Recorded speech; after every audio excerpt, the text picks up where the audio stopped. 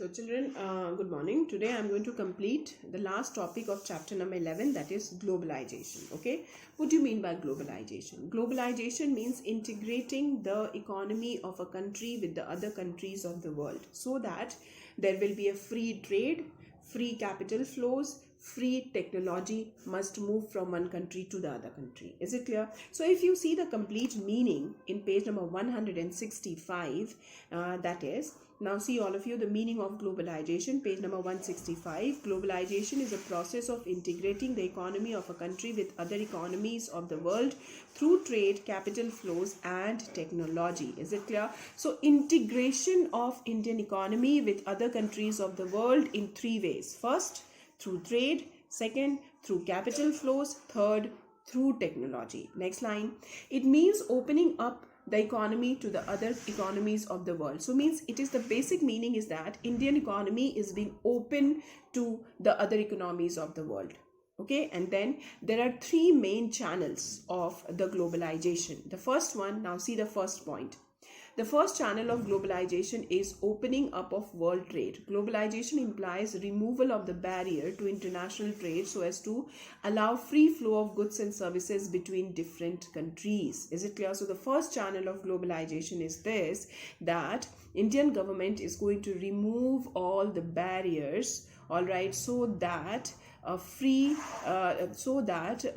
international trade can take place freely in India. Second channel, globalization also requires the removal of barrier to international investment. Okay, the second channel is that globalization allows and it removes the barrier so that the Indians and the foreigners can do investment in each other's country. Like Indian producers can go abroad and can do the investment. Similarly, foreigners can come to India, can do the investment. Okay, now investment can be done in what form? If foreigners are coming to India and doing the investment, that is called FDI.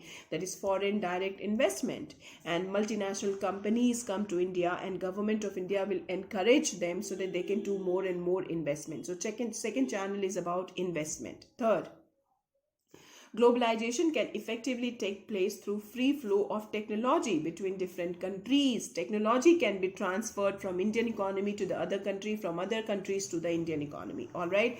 So globalization has three basic channels. The first channel removes the barriers to have international trade. The second channel removes the barrier to have international investment. The third channel is to remove the barriers so that there will be a free flow of technology between different countries. Transfer of technology can become easier and simpler between different countries under the globalization. Is it clear? Now underline all of you in the book.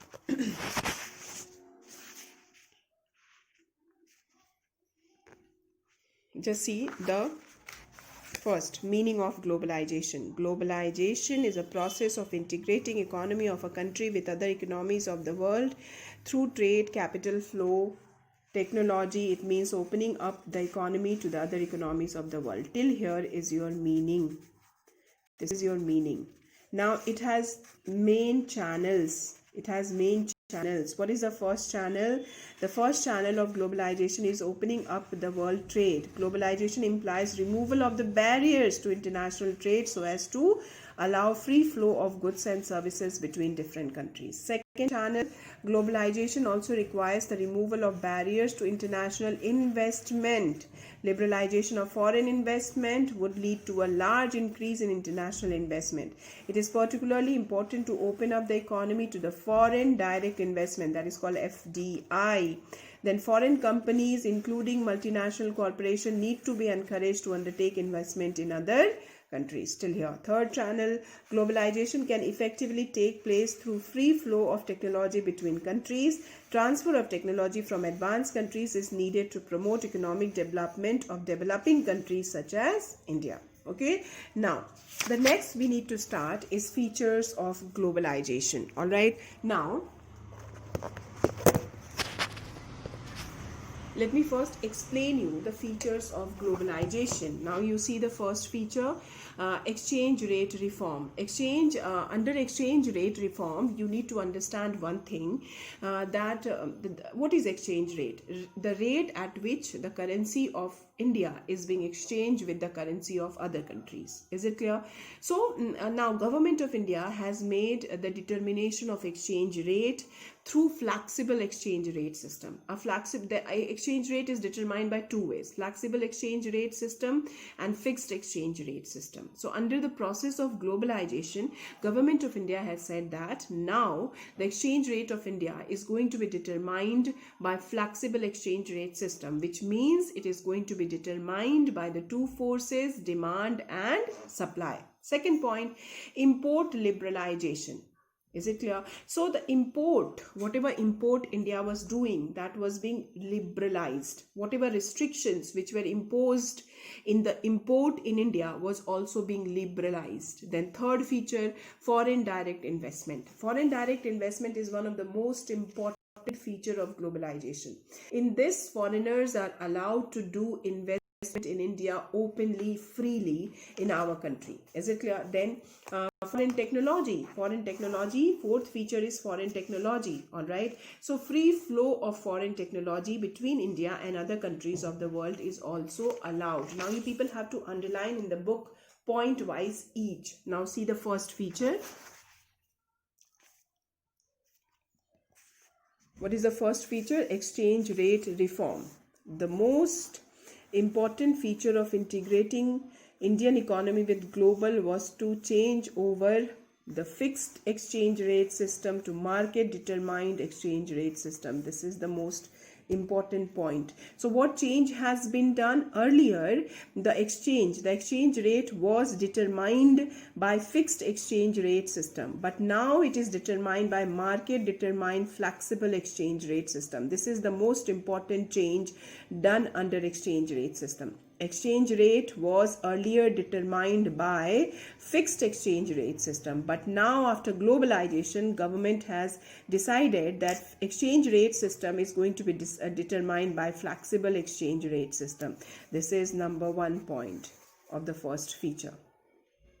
Then second point starts from here. This is the second point. This policy of allowing the exchange rate to be determined in the international market without official intervention is known as convertibility of the currency. So what do you mean by convertibility of the currency? Convertibility of the currency means when exchange rate is determined in the international market without official intervention. Official means without government intervention. Then it is called convertibility of currency. Is it clear to all of you? All right. So only these 2 points are needed under exchange rate reform. Now come to the import liberalization.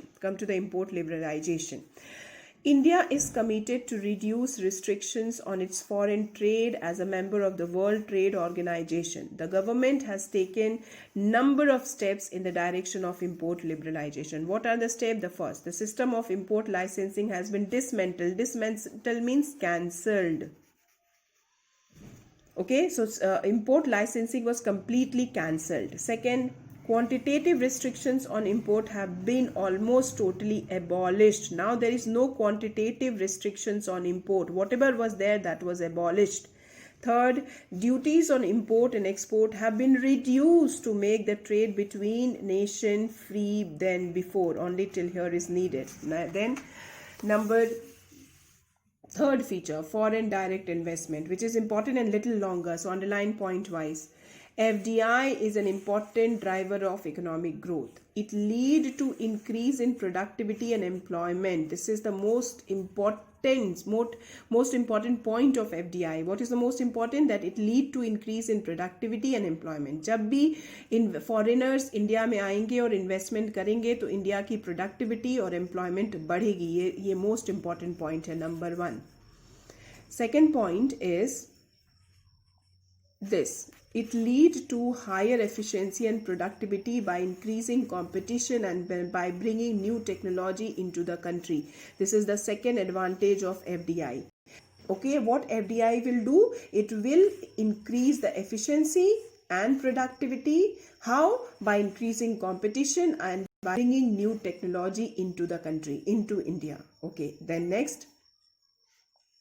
After that, here, A favorable policy regime has facilitated increase in FDI in the country. In a bid to attract foreign capital and to integrate Indian economy with the global economy, the government of India has thrown open its doors to foreign investors. The government is committed to encourage flow of foreign direct investment for better technology, modernization, and providing goods and services of international standard. This is your third point. Okay, this tells that why the FDI is encouraged in India. FDI is encouraged in India to have better technology, to have modernization, for providing goods and services of international standard. That is the third point of foreign direct investment. Then further, you just see that this is your fourth point. Here onwards, FDI has permitted up to 100% for most of the manufacturing activities in the special economic zone. Special economic zone is developed by the government of India so that more and more foreigners can come and do the investment in this particular zone.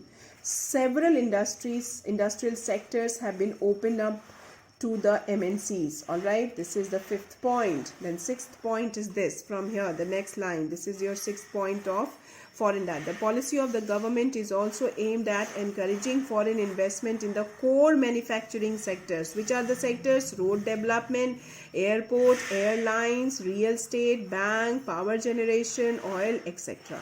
Particularly in these sectors, government wanted more foreign investment in the sector of road development, in the sector of airport, airlines, real estates, bank, power generation, oil exploration. All these sectors government wanted more foreign direct investment. Is it clear? So these are the 4 points you people have to underline under the third point, that is foreign direct investment. Just see all of you and underline. Okay, 4 points. Now, under the foreign direct investment, we have done only the new one, that is the NDA government launched Make in India program in 2014 with the objective of making India a global hub for manufacturing, new processes, motivation, new infrastructure, mindset. This had generated awareness among the foreign investors about the investment opportunities available in India. Till here is your fifth point. Is it clear? Now the last feature of globalization. With a view to encourage technological development in Indian industry, free flow of technology is allowed by the government, providing automatic approval for technological agreement in case of high priority industries. Similarly, facilities are provided for other industries as well, providing such agreement to do require foreign exchange. Till here. Is it clear? So children, today I have completed globalization and its features. All right. Now Monday onwards is your exam. Okay. So multiple choice questions will be asked based on the topics whatever I have explained to you people. All right. So what is the chapters? I have already told you. Okay. 6, 7, 8. 9 and 11, and chapter 2 and chapter 21. Chapter 2 is also a part of your second term examination. Is it clear? So all the best for your examination, children, and do well in your examination. Thank you.